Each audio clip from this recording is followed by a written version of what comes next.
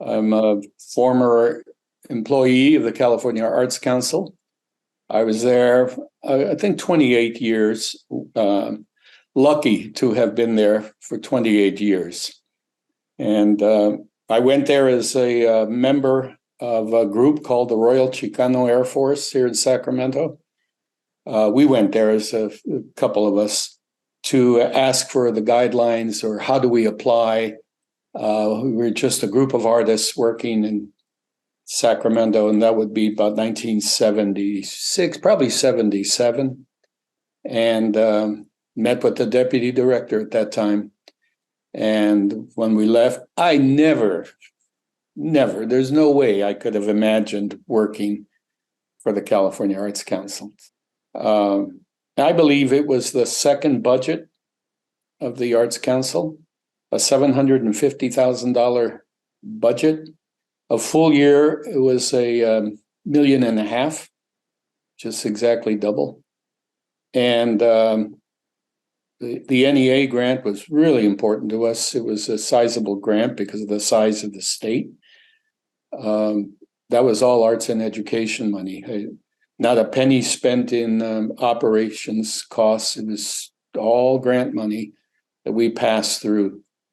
In fairly large grants. There were, I think, about 15 grants in the federal program. That was when I started, and during my time, I became the manager of the organizational grants program, and then deputy director, and those were the main jobs, and I oversaw all grant programs. It was wonderful.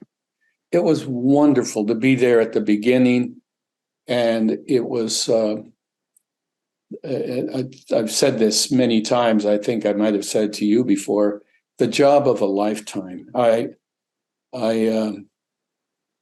learned so much, and I was able to give whatever I could give, and it was needed. Whether I was experienced or not, I just gave it my energy, my time.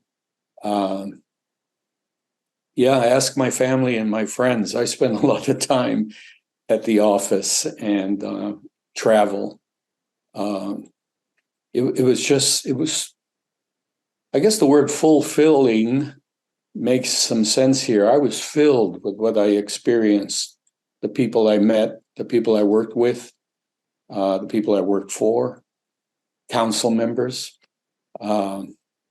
What a collection of council members, I will tell you, from January of 78 until I left. All those individuals, all the things they brought, and all the staff. And all the people that you meet in that job.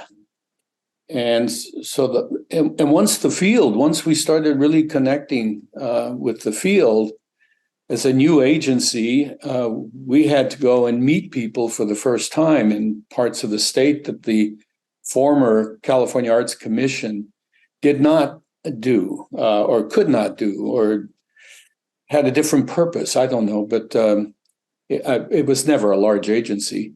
We had contracted field representatives that would represent the entire state.